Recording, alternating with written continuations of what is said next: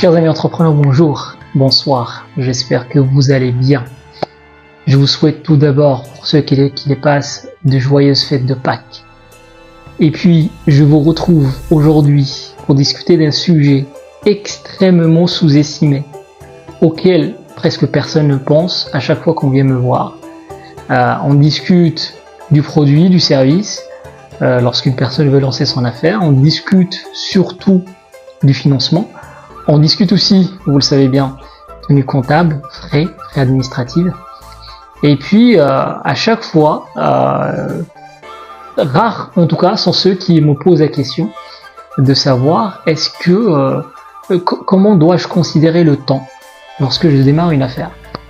Pourquoi je vous parle de ça? Je vous parle de ça parce que pour ceux qui me connaissent, je suis issu d'une culture qui n'est pas forcément, on va dire, occidentale, donc j'ai une autre vision du temps.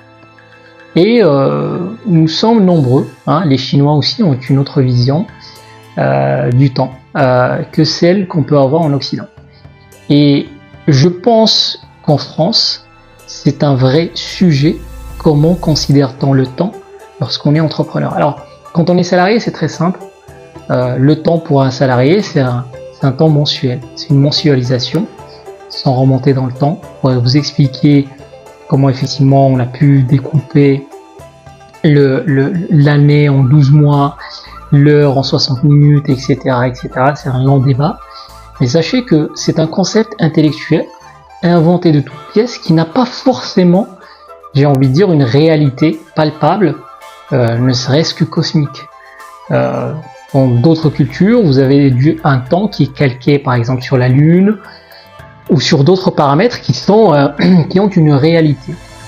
Alors, pourquoi je vous parle de ça? Parce que quand vous êtes effectivement, comme je vous ai dit, un salarié, le temps pour vous, c'est mensuel. Donc mensuellement, votre paye, elle tombe, et donc vous avez des échéances de part et d'autre. Et pour vous, le temps, c'est ça, c'est le mois, et ensuite l'année. Sauf que quand vous démarrez une affaire, il ne faut jamais rester sur une conception mensuelle du temps. Vous imaginez bien que certaines affaires, par exemple, sont des affaires saisonnières. Il y a des personnes qui, en l'espace de 2 mois, 3 mois, vont pouvoir faire le chiffre d'affaires d'une toute une année. Donc quand vous avez une conception aussi basique, aussi linéaire du temps, vous démarrez votre activité, il se passe le premier mois, 0 chiffre d'affaires. Deuxième mois, 0 chiffre d'affaires. Troisième, sixième mois peut-être, 0 chiffre d'affaires. C'est à ce moment-là, effectivement, vous avez énormément de personnes, premièrement, qui sont bien évidemment déçues. L'impact psychologique, il ne faut pas bien évidemment le négliger lorsqu'on démarre une activité. Mais elles oublient aussi que lorsque vous commencez une activité, c'est un avion qui va prendre son envol.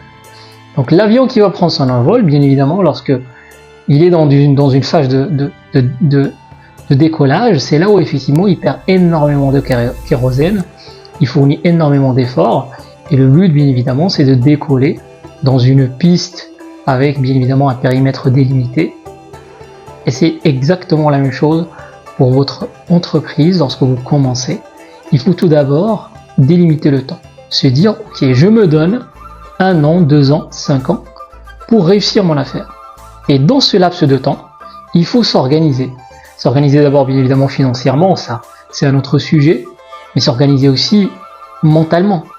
Parce que quand vous êtes sur des mois où le chiffre d'affaires ne rentre pas, c'est à ce moment-là effectivement on a énormément de déperdition.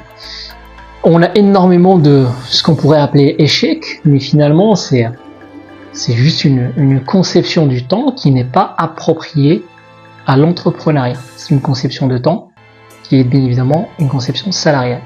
Le temps, par exemple, en islam est compté en années. En années, vous avez effectivement, pour ceux qui connaissent, la zakat, d'accord? Donc on compte en années. Donc ce point est extrêmement important. Je venais de l'évoquer avec deux personnes là récemment, et je me suis dit il faut quand même que je fasse une brève vidéo. Je pourrais bien évidemment m'attarder sur le sujet pour vous expliquer l'origine, d'accord, de cette conception, on va dire, occidentale du temps. Mais le but n'est pas là. Le but pour vous, c'est de vous dire que Vous avez tout d'abord de la chance, bien évidemment, d'être en France, puisque la France subventionne énormément ce temps de décollage. Alors effectivement, dernièrement, il y a eu des changements, mais en tout cas, sachez que très peu de pays permettent effectivement de subventionner ce temps de décalage, jusqu'à 2 ans à peu près en France de temps de décollage. Donc effectivement, vous pouvez avoir vos allocations, chômage, etc.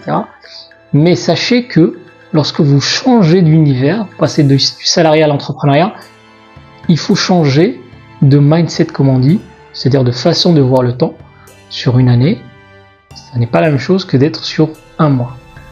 Voilà ce que je voulais vous dire. Je vous invite bien évidemment à nous contacter sur SOS Entreprise pour tout ce qui est création, gestion d'entreprise. On est spécialisé là-dedans et on est très bon généralement. Ciao, ciao.